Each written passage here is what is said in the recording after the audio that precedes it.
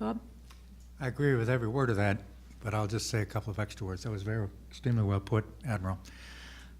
Defense umbrella comes up. One of the problems it comes up with is what will the American people, the American Congress be willing to do? Taking on a commitment which is hard to define in its particulars is a very tough proposition, as we've seen now with regard to Afghanistan. Part of our problem right now that the President's going through is how do you define what we're trying to do and what's success? And to try to write that down with something open-ended, I think you would find a lot of resistance here. I should mention in passing, since part of the question was what about the Palestinian territories, it's my personal judgment is if there can be an agreement between Israel and the Palestinians, a U.S.-involved, NATO-led force on the ground in Palestine is going to be essential. And I think that we would back. I think a lot of people would back it if we could bring that conflict to a halt. And the final thing in regard to the connection the Admiral, I thought, put extremely well between what we now call AFPAC and the Persian Gulf. One of the things we are faced now with a whole set of decisions is America's reputation. People are looking to us for leadership. They're looking to us for steadfastness. They're looking to us for understanding what the regional dynamics are and our own interests. The invasion of Iraq had a major shock to all of that. And we're still recovering in a lot of ways. And if we were not to prevail, and I don't even know what prevail necessarily means, in regard to Afghanistan, there'll be a lot of very serious questioning. Already, we are in a situation that if it does not go well, and again, don't ask me what well means, the NATO alliance can be in some jeopardy. The NATO allies, incidentally, are almost all of them in Afghanistan, not because they believe that otherwise something terrible like terrorism is going to be visited on their own countries. There are exceptions, but in the main that's true. They're there because of the United States. They're there because they want us to succeed, because they want us to be able to do other things.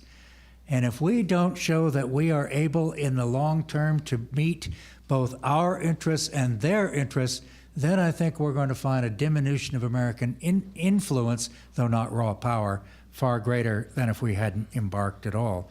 So anything we do successfully in a new structure and engagements that work with regard to the Persian Gulf is going to help us elsewhere. Sami, did you want to come in on this? Yes, I just wanted to really add to what my colleagues said. Just imagine, you know, I'm giving you a different ethnic stand on this or take on this, is how regional powers understand the situation when you fail to delineate your interest in the area. It's very important. Look what Iraq, Saddam Hussein gathered from the meeting with April Gillespie. He understood differently and he acted differently. And I don't think you want to really risk that situation again. The other thing is the erosion of influence of the United States in the area. People look, we in the Gulf basically do not understand how you are taken, taken as some power in the world that is antagonistic to Muslim interests. The fact is the United States has intervened since the mid-50s to protect Muslim communities all over the world. Look at, you know, the tankers crisis onward, the invasion of Kuwait, Somalia, Bosnia, Kosovo. And again, you cannot explain your case. Imagine if you did that mistake and not delineate your interest. So Congress or whoever, or the American people, or the United States as a whole, Western Alliance, whatever you call it, has got to be really resolute on that and really decide. Otherwise, people will be left to their own devices, whether this is Israel or the GCC, Egyptians, Jordanians, whoever. Thank you. Thank you, Sami. Okay, I'm told we have time for one more question. So, Emile, I'm going to give you a sort of composite question here, a little bit about what are the GCC states doing themselves for internal security. What attention do you see being given to political and economic development, the demographic challenge, youth bulge, employment for youth? How significant do you think that assassination attempt against Mohammed bin Nayef was for measuring the effectiveness of counterterrorism within GCC states. So why don't I stop there and let you ponder that cluster of issues. Didn't we write the chapter about this issue? Okay. I mean, this is a very interesting moment. I'm based in the Gulf, so for the past year, almost 2 years, it's been very interesting to look at how this region is adapting to this cluster of challenges. First, we have to understand that these are states that are growing more confident by the day. I mean, it's partly because of their newfound economic clout. Also because they understand that they don't have to be only at the receiving end of things. They can actually be positive actors. I mean, when they engage China, for instance, they're not just selling energy to China. Right now, they want to sell them the high quality metallic products that they produce in the GCC or petrochemical products. You feel a sense of greater confidence. At the same time, the structural challenges are still there.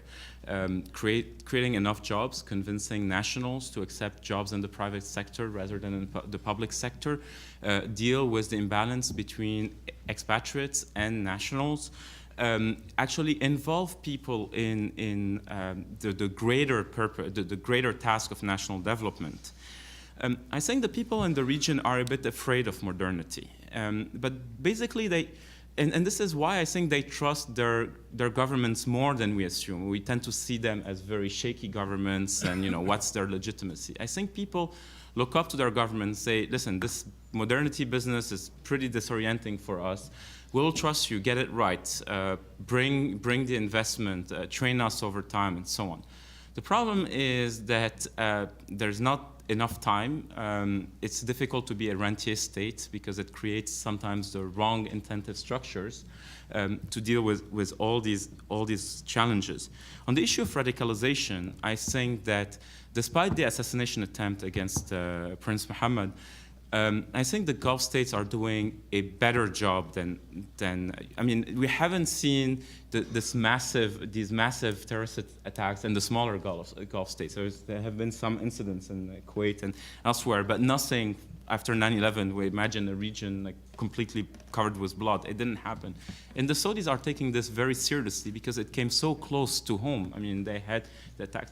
So overall, I think that they're trying hard. The regional environment, however, doesn't help them. They're very, very concerned about what will happen with Iran eventually, and that may step back whatever progress is being done right now. Thank you, Emile. Please join me in thanking this wonderful panel for a very interesting discussion. Thank you so much, Ellen. That was wonderful. Just want to thank Ellen and our distinguished panelists.